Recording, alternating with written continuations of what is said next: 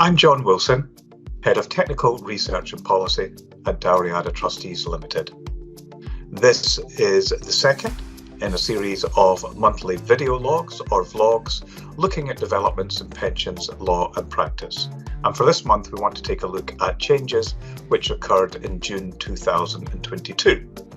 And first up is a topic that I did mention in the video log for May, and that is pension dashboards.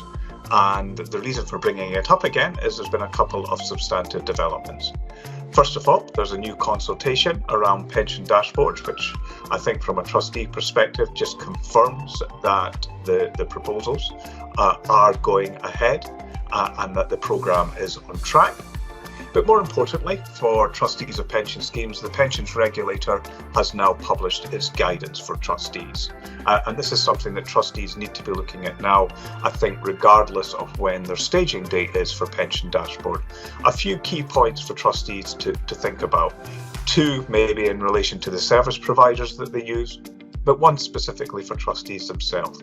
So for service providers, given that many pension schemes outsource their pension scheme administration, trustees should be talking to their administrator, finding out how the administrator will connect to the pensions dashboard, and also finding out how the administrator will be supplying data to the pensions dashboard. And it's on that last note that there is an issue specifically for trustees to consider.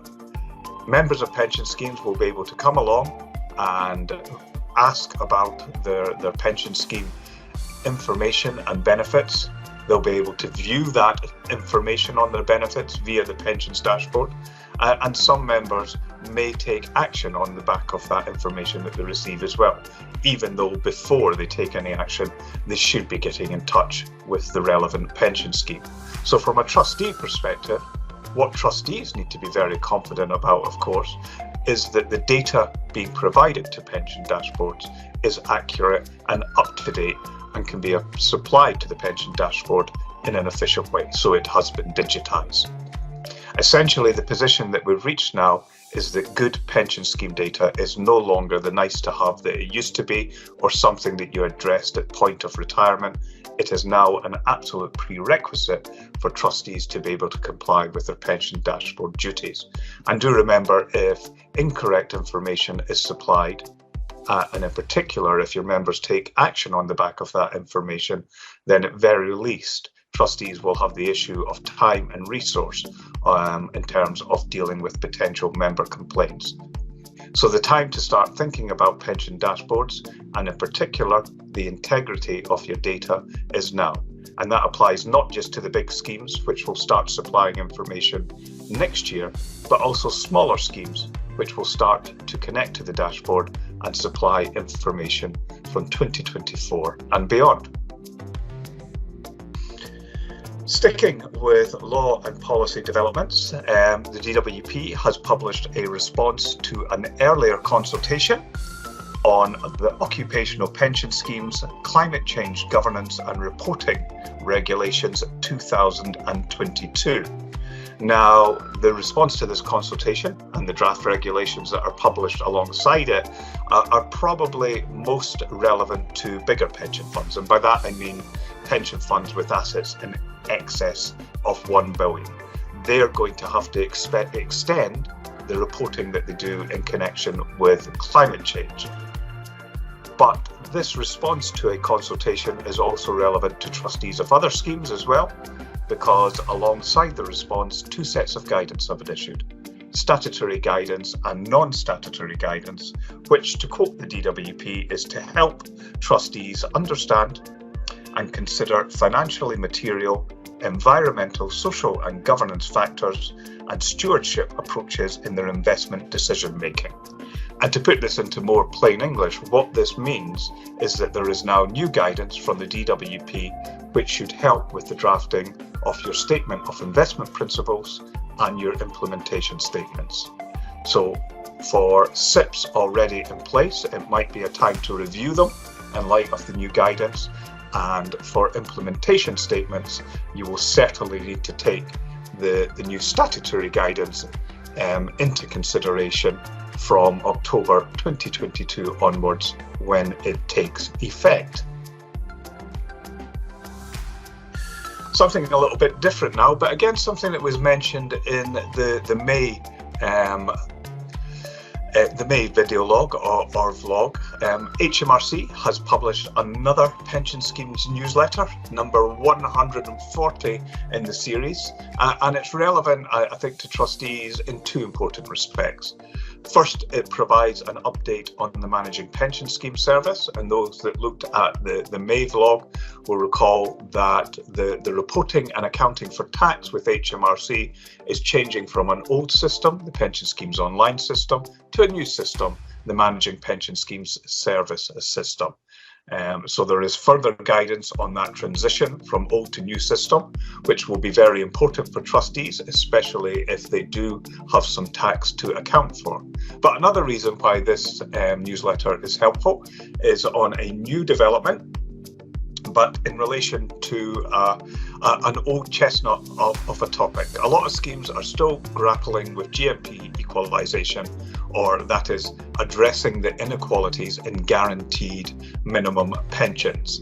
The latest newsletter from HMRC provides an update on a specific issue, and that is a case where there have been past underpayments to members, and as part of GMP equalisation project, pension schemes are making good these underpayments by paying arrears, and because some of these payments may have been due many years in the past, will be adding interest to the arrears that they pay out to members.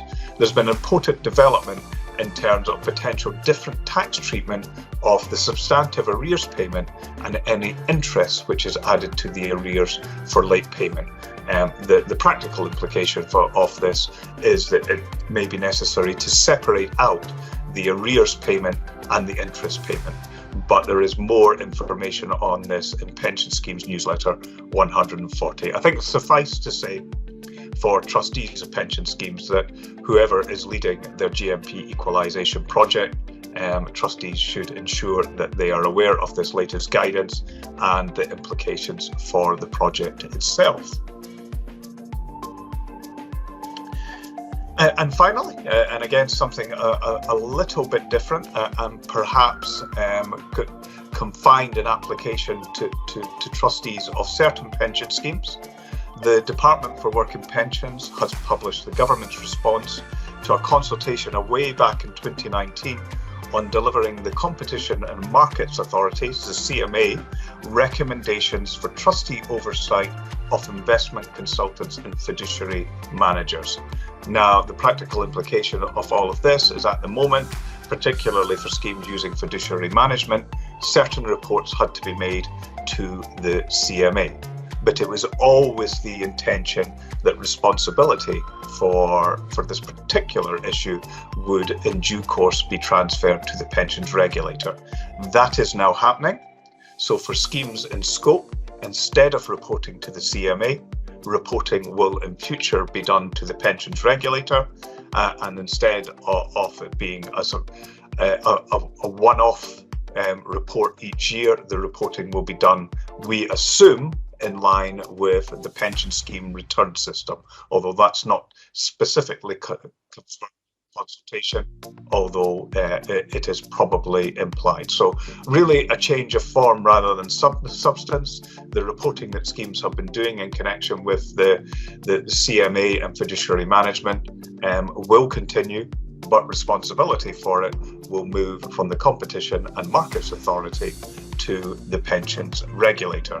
And that's some of the key developments for June. In July and probably moving forward, some of the things that we will probably be reporting on should include the new single code of practice for pension schemes, including the requirement to start thinking about effective systems of governance and own risk assessments. And we're also expecting an update on the new scheme funding regime for defined benefit pension schemes, including the requirement for trustees to set long-term funding targets. So look out for that in the next issue of our monthly update. Thank you and goodbye.